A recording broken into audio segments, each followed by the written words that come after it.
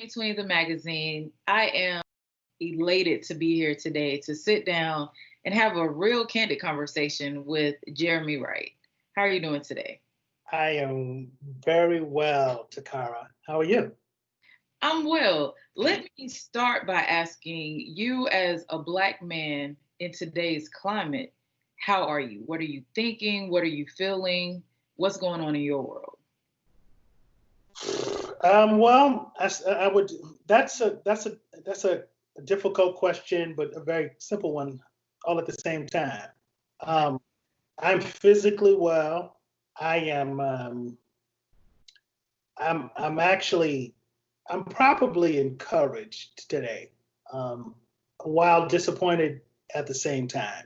Um, I think that I would tell you that I'm somewhat encouraged because I am finally seeing um, individuals who have traditionally not stood stand with us currently standing. I guess that's some sign of hope. But I am still feeling a little weary because this is something that has been going on for a very, very long time. And to be honest with you, I'm 48 years old, and this is probably the worst I've seen race relations in my lifetime, Right. or or at least been able to recognize them because they may have happened when I was a little bit younger, but um, the parents that we had in South Carolina kind of kept us sheltered from that. So to see it as an adult, this is the worst time. So there is a plethora of feelings that I have at this moment. Okay, that's understandable. Definitely understandable.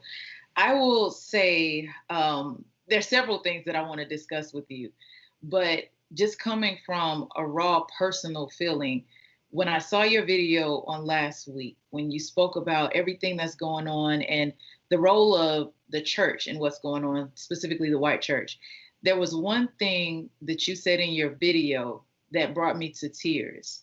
When you looked at the camera and said, I got a son, y'all. That touched me in a way that I didn't even expect. More so because I don't have a son, I have a daughter. But the emotion that I heard in your voice when you said that, tell me about that moment for you. Well, I was I was particularly moved in that moment because um, just a little backdrop. For the last 7 years, I've been doing a unity movement in my city. It's called As One. Um, you can get more information about that at asoneprayerwalk.org. And we've built that to be like the largest standalone prayer walk of its kind in the country, um, having upwards of 10,000 people together at one time, walking throughout our city, praying, and they are from um, every theological background as it relates to Christianity, um, every social economic, every racial background.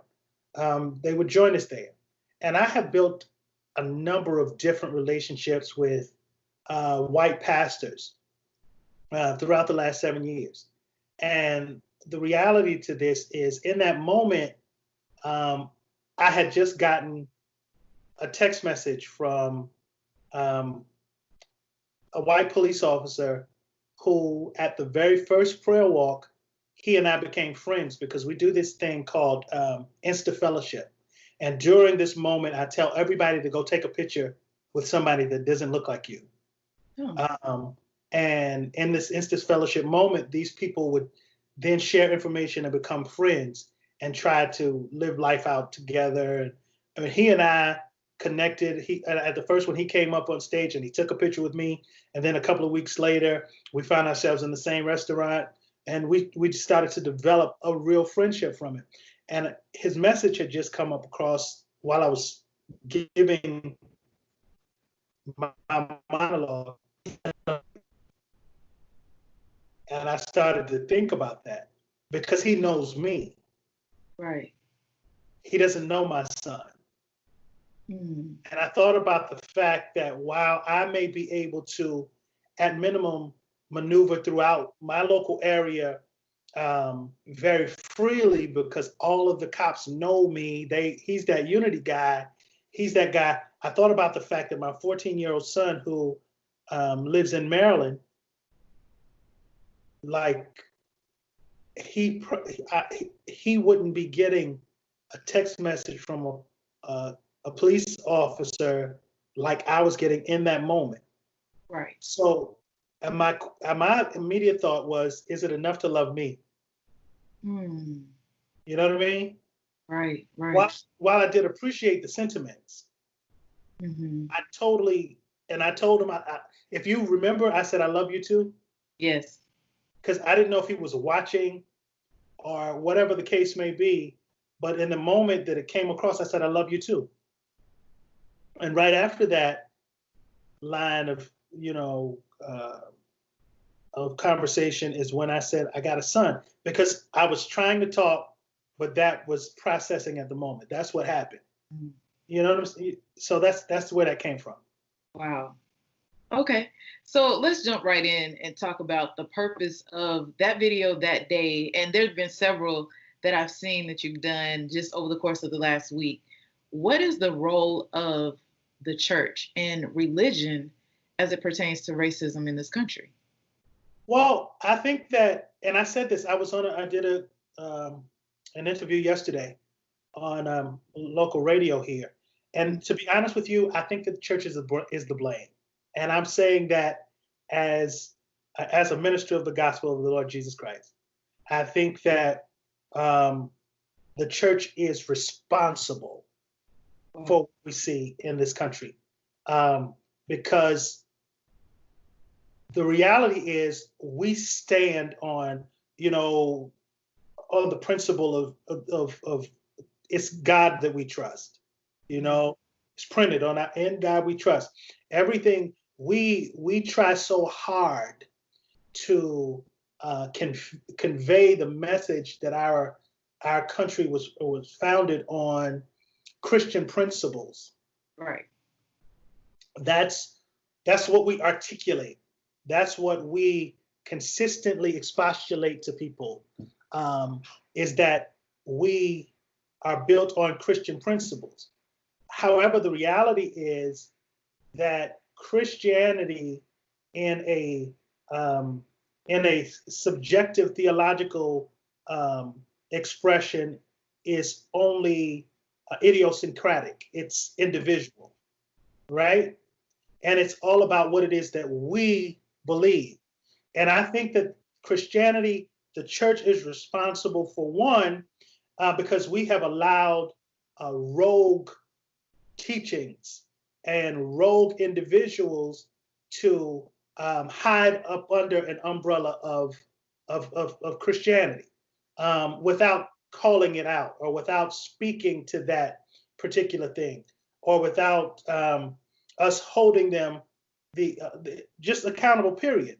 Right. We just let it go as Christianity. When we think about the Christian like knights of the Ku Klux Klan, whatever, think about the fact that this is Christian first, and the things that they did under the umbrella of Christianity. And I just think that when we honestly look at from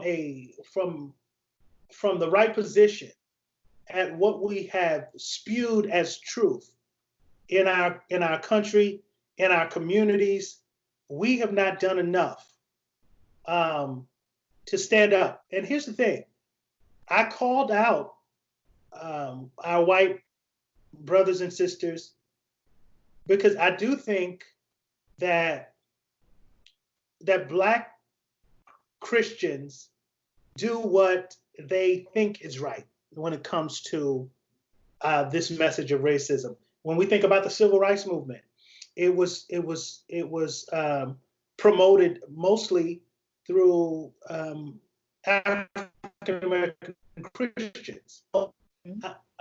I think that we are negligent in the fact that we don't understand how we view Christianity, how we view Christ himself. And in that video, I suggested that Black and white folk don't even see Jesus the same way. You know? Black folks see Jesus as judge. White folks see Jesus as Savior. So our perspectives on how we interpret God is how he relates to us. Because for Black folk, we think that we have to suffer in order to get where we're going to get what we get in the by and by. Right. When all God's children get to heaven, what a time. How about there being a time right now? Right. You know what I'm saying? We believe that we have to be subjected to some kind of suffering in order to earn our place in the heart of God. But that's not Bible. That's not biblical at all. And then on the reverse side, that's not what they see. They see the abundant life of God right now. Right. So the reality to this is Adam and Eve didn't know each other were naked until they saw each other from two totally different perspectives. At the time that they were one, if you will, when they were one, the Bible tells us, and I'm only going from my theological reference and belief, and that would be the Bible, because I'm Christian, but I don't fight against or anybody who doesn't agree with me. Right. I'm just giving you my theological reference. The Bible says that he created man and woman. They were one. Adam and Eve were one. And it was at the fall of man, when sin entered, the trichotomy split. That was the point that they could see each other differently. Right. They saw each other naked. They were it wasn't that they weren't naked before that. Right. They were just standing in two totally different positions. And that's how I believe, that's why I believe that the church is the culprit. It's the culprit because we're not one. And we don't have a singular view of who God is. Because again, the Bible tells us that he created man in his own image. Mm-hmm. Man collectively is the image of God. Red, yellow, black, and white. So if you see it individually, you can't even see God. Because if I took black out, if I took white out, if I took red out, if I took yellow out, and I put black back, is that God? No. If I just put white back, is that God? If I put red back, is that God? It's not God until we have the totality of mankind being represented. That's why the Bible tells us that God is exceeding abundantly above all that man could ask or think. Absolutely. We can't even wrap our minds around who God is, and we definitely couldn't see him without us being total. Wow. You're teaching us right now. Are you following me here? Does that make sense? Absolutely. If he didn't say that he made white man in the image, he didn't say he made black man in the image or red man. He said he made man in his image. Mm-hmm. So if this is the way that I see it, I see that God is too much to be contained in me alone. So in order for him to put himself in the earth, he had to divide himself, because the sum of lesser parts would see him. God spoke to me. I was driving down the highway, and I've only heard an audible voice 2 times, and I'm not schizophrenic in my life. And I heard, Jeremy, the revelation of the fall can be found in the separation of the oneness. Man's ability to recognize his own nakedness symbolized the split of the senses within the trichotomy. And it blew me away. That's why the church is negligent. I didn't mean to go so far, but that's it. That's why I feel. I didn't hear you. I said I appreciate that. Well, I just think that that's why. To answer your question, in its totality, that's where I am, and that's why I feel the way that I feel, and I feel that it's now the responsibility of our white brothers and sisters to stand up, because black folk can't end racism. Black folk can't end what we're doing right now. We can't do that. We didn't invent it. We didn't start it. So it's not for us to end. Right. And if you say you love me, you have to show me now. You have to show me.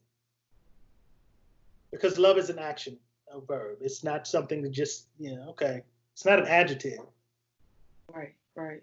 So where do we start? How do we begin the unification of the church as a whole in our communities? Well, I think I've seen some moments that I'm really proud of over the last couple of days. And, when you asked me earlier how I felt, and I said, I feel encouraged.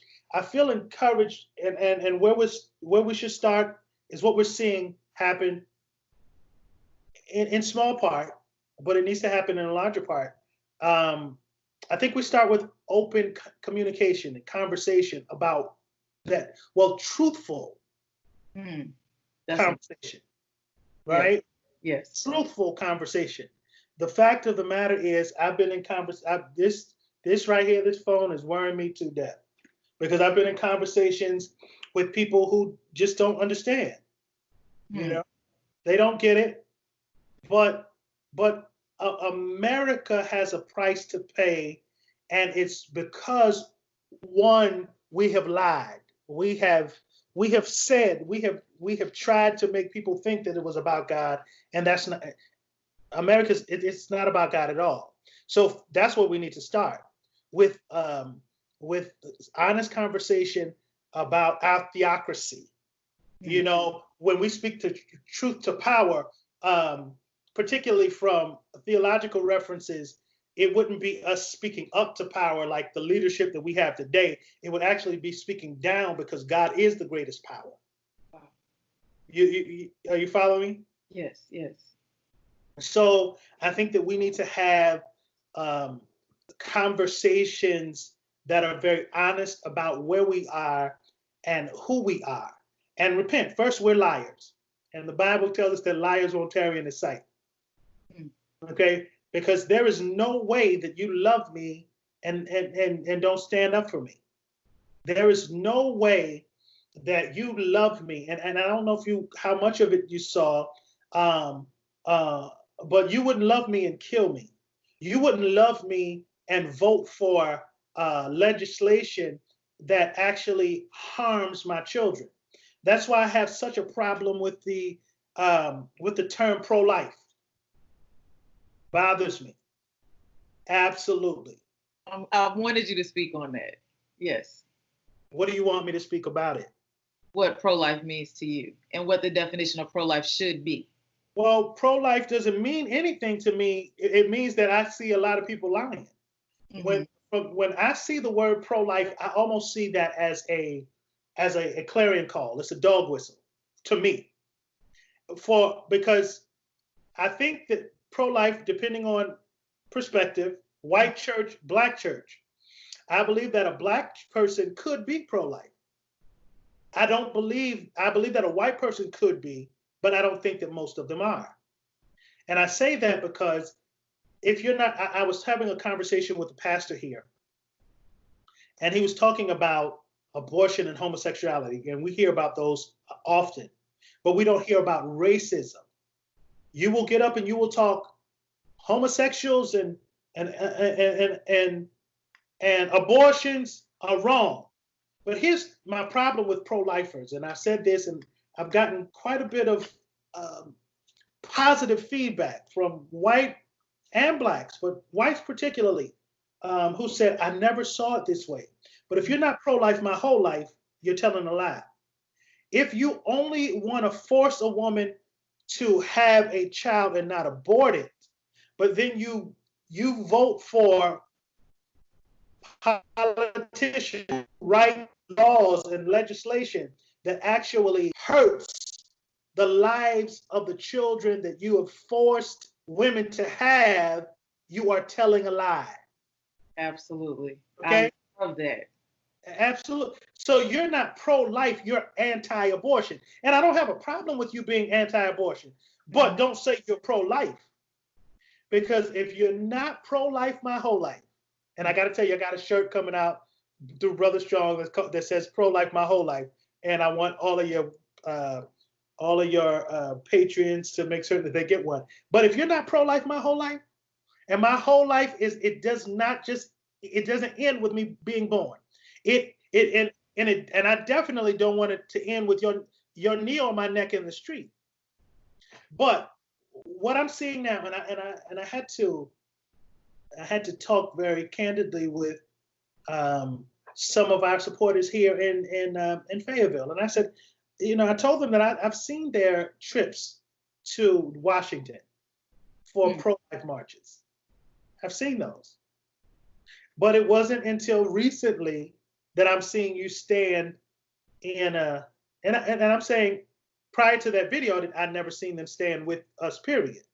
You don't stand with us when we lose a life to crooked cops or like Ahmaud Arbery, to white men who just want to do whatever they do and walk around for 74 days free. I'm talking a lot. You're not talking to me. Like, I'm just talking. And listen, that is why I'm here. I want to have this conversation with you. I want to soak up every bit of what you've been putting out in the last week and a half. So please continue. Well, I just think that's where it is. And I think that if we're going to have an honest conversation about those kinds of moments in the church, and those kinds of moments is why the church is failing us, because the church gets up and they get up and they preach on those kinds of moments and sins. And here's my thing, and I told them even in talking, I'm not trying to persuade anybody to be pro-life or pro-choice. But what I can tell you is, while you're forcing or trying to force people to have abortions, God doesn't force you to choose him, or he gives you the opportunity to reject him. So if God himself doesn't force me to choose, like, I can't, he gives me the right to reject him. If God is gentleman, I believe that I should be too. Right. So God is a gentleman. And just think about this. Think about how ridiculous it is for me to get up and tell someone that the most valuable thing that God has given us is freedom of choice, free will. Free will, yes. Salvation is not the greatest gift. It's the second greatest gift. Free will is the greatest gift, because you have the power to say, no, thank you, God. I don't want it. Right. Or, God, would you please give, like, I don't even have to beg for it. Thank you. And I'm going to accept this gift that you gave. God, thank you. Or, no, thank you. You can say thank you or no, thank you. Absolutely. To God. So I am so sorry. Are you still there? I am. I'm sorry. I just had, let me just tell, I'm doing an interview right now on Skype. I meant to turn this off, okay? I have to call you back. Okay. So I'm sorry about that. So if God tells you that you have the right to choose him, and let me make certain that this is turned off. And it is now. I just feel like that's what we are. That's what we should be. I am no more powerful than God. I only have the power that he gave me. Let me ask you this. Yesterday, and I want to say it was yesterday, when Donald Trump made a point of holding a Bible and standing in front of a church to address the nation. That, for me, was not only a slap in the face to the church, only a slap in the face to Christians, but if at no other point during this movement did I feel like we received the necessary wake-up call, I feel like that was enough to shake the church if it hasn't been shaken enough. Well, I don't know. I think your wake-up call is the part that's that I'm grappling with. I'm trying to figure out, like, if the church needed that to be a wake-up call, then you see, back to my first statement. Mm-hmm. You see what I'm saying? I think that we have very poor leadership in place, and to be honest with you, I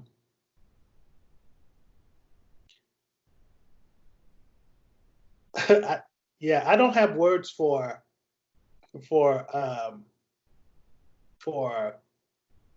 this president. Right. That's the best thing, because we're being recorded. Right. Yeah. So the best thing that I can say about the person who holds the position as president of the United States is that I don't have words for him. I can appreciate that. Because I think we waste too much time on him to begin with. Absolutely. Yeah. America, we would be much better suited to like take all news opportunities away from him and just let him do what he can do until we can get to November. I like that mindset. Right. I don't even say his name. I don't even put it with the term president. Those are, and here's the thing. I pray for the president and the position of the president on a daily basis. I pray that by the time we have the ability to choose a suitable man for this position, that it has not been ruined forever. That's what I pray. I pray that we are motivated to not just vote for a president, but to vote for local officials that suit our cause. If you noticed on my live last week when we were talking, I said, do you vote your race or religion? Right. And I'm never confused by that. I don't, I have other clergy. I have other men who are co-laborers who are appalled at the fact that I say that I don't vote my religion. But the reality is, and I said this on the radio the other day, if a cop is pulling you out of your car, he ain't asking you if you're a Christian. That's right. When people see me in the mall, or they want to follow me, or I am profiled, I have never seen a profile that said this Christian guy is walking through Macy's. Right. This Christian guy, I've never heard any recording of anybody calling. Amy Cooper did not call 911 with the NYPD and say a Christian guy just threatened my life. You're right. That's what she said. She said, an African American man. So while I love Jesus, he loves me too. So I don't think that he's gonna be bothered by me trying to protect myself and my family. Not one bit. let's talk about the importance of the vote. And if you can speak specifically to our younger generation, those maybe first time voters or those who didn't vote in the last election because the candidate that they wanted didn't get the nomination. How important is the vote today with what we're seeing take place in our country? Well, I think what we're seeing is speaking for itself. I think that I want you to put something in perspective. And I know you never ask a woman how old she is or her age, but I want you to think about this. We, as African American Black people, have only had the opportunity to vote in this country for 54 years at this moment in the year. It'll be 55 years in August, 1965. Okay? Listen to me. That means that when I was born, my grandmother who was born in 1929 had only had one opportunity to vote prior to me.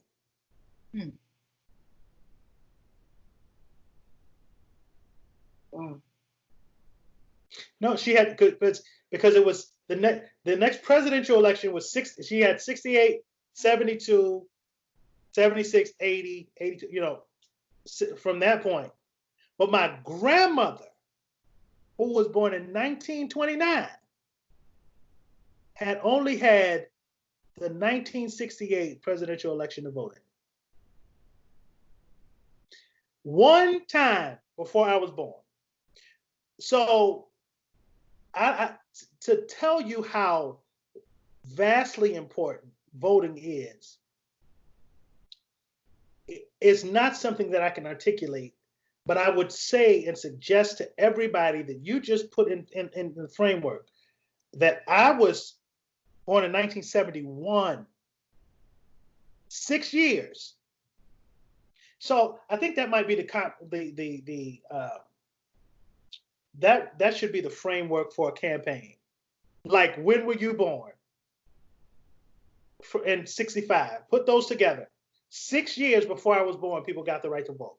And think about that. So if you're 40, 14 years today, 15 years, they were voting only 15 years. So our children can't really comprehend the fact that we've not had the right to vote, and this might be your first time. But really think about the fact that if this is your first time, and your grandmama is 70, she has done it 2, 4, 6, 8. Your grandmother's done it 10 to 15 times at most in terms of a presidential election. Right. That's period. So you got a lot of stake in the game right now, and it's really vitally important. Your life actually depends on voting right now. If you can't see that George Floyd did absolutely nothing wrong, because the $20 bill was not a counterfeit. The $20 bill was a real bill. A man is dead today because people didn't take the opportunity to buy one of those pens that they just mark over a $20 bill to see if it's real or fake. That's why he's dead. So it's vitally important that we vote, because men like Derek Chauvin, to have the unmitigated gall to sit on a man's neck with his hands in his pockets, knowing that he was recorded, not to just do it, right, but know that he is recorded, would suggest to me that there's a level of comfort there that would suggest that the system that he is working in is it's okay. Right. And that's because we have the wrong people in offices. I just saw an article this morning that talked about a prosecutor in Mississippi who said that she hoped that everybody rioting would get the coronavirus and die. Yeah. So this is a prosecutor who Wow. knows that the riots are predominantly, or will actually, it's suggestive that they're predominantly black because they're not really, but black or black supporters Right. would get sick and die, and she is in an elected office. Mm. Okay, so the flip side of this is that we had a mayor in Mississippi who said that if you can say you can't breathe, you're breathing. Those are elected offices. Offices. That's right. So it's vitally important. Your life depends on voting and how you vote. Thank you for that. I thank you for all of the nuggets that you dropped today. Before I let you go, tell me a little bit about Brother Strong. Brother Strong is an organization. I'm wearing one of our t-shirts right now that God gave me about 3 years ago. I was watching Black Girls Rock or something, Black Girls Magic on BET, and I just thought about what I saw and how our women were just absolutely beautiful, and I appreciated the fact that they had this galvanizing opportunity, and it just made my heart so happy to see all of the Black Girl Magic and what they represented and what that looked like and what that made me feel like as an African American man to see them that unified. And I just thought that we don't have anything remotely close to that. I'm a member of Kappa Alpha Psi Fraternity Incorporated. I pledged the EB chapter in 1992. So this year will be my 28th year as a member of Kappa Alpha Psi, and I love our organization. However, we're different than alphas. And then there are omegas, and then there are sigmas, and then there are iotas. Right. But I wanted to have something that actually, in spite of what organization I might be affiliated with, that could join us all together as brothers. And then I just started to think about like different things, and I wrote down some tenets. I wrote down self, family, community. And then I just thought we have to be strong. Like based on after seeing these women and showing their strength and seeing seeing all of the things that were plaguing our community, I wanted to have something that would uplift us and that would consistently remind us that we had to be strong first ourselves in order for us to build a strong families, and then our families build stronger communities. So I just said, Brother Strong. It came out of my mouth driving. I wrote it down on a napkin, just Brother Strong. And it was an introspective proclamation that consistently reminds me that I have to be strong myself. It's individual responsibility that once I'm strong, I build a strong family. And then it's collective accountability that we as a family will build a strong community. Self, family, community. Introspective proclamation, individual responsibility, and collective accountability. That's what Brother Strong is. That's what it stands for. And I would love every Black man. It's an empowerment movement for Black men, not just men of color, because that's what I was saying at first. And that's a cool thing to have something for men of color. But this is a movement for Black men. Yes.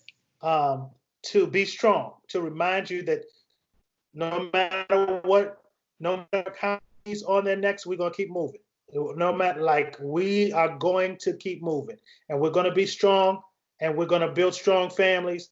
And after that, It's our collective accountability as a family to build strong communities. And that's what we have to do. And we have to turn some things back. So right now, Brother Strong is on a mission to encourage and enlighten and to talk about our economic stability, because we can't be strong right now in this country. There is no industry that we own. We are the largest consumers. The greatest single civil rights action that we saw took place with the bus boycott. That's when we shut down an economic system. We don't own one, but we can. God showed me about 10 years ago, I started writing Black Money College, and Black folk in America can possibly see some financial resolve in less than 20 years if they did one thing. We don't own industries like beauty, but we spend so much money there. We don't own properties. We don't own steel. We don't own gas. But we have an opportunity. If we took full advantage of it, Black people could own entertainment, because we give birth to its resources. We gave birth to Michael Jordan, a Black woman, and a Black man.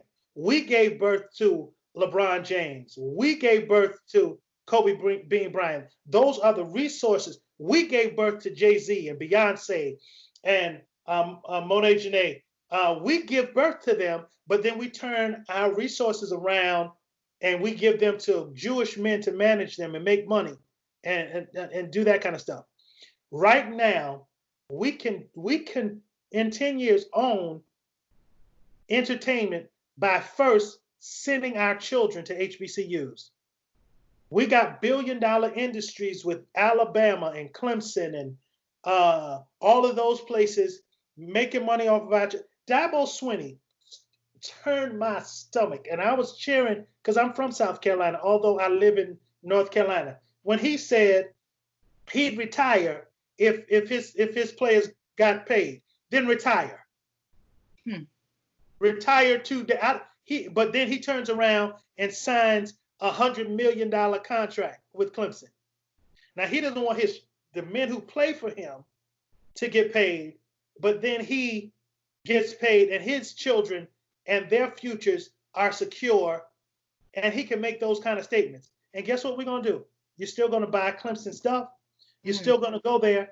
Our children need to go to my alma mater, Fayetteville State University, to South Carolina State, to Benedict, to Allen, to North Carolina A&T, to North Carolina Central, to Shaw, St. Aug, Johnson C. Smith, ECSU, Howard.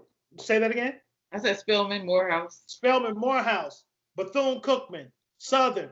We need to have our children go to our schools, because that $64 billion TV contract that goes to the NCAA, if we pull out of the NCAA and have that money come to our community, we don't get just TV money.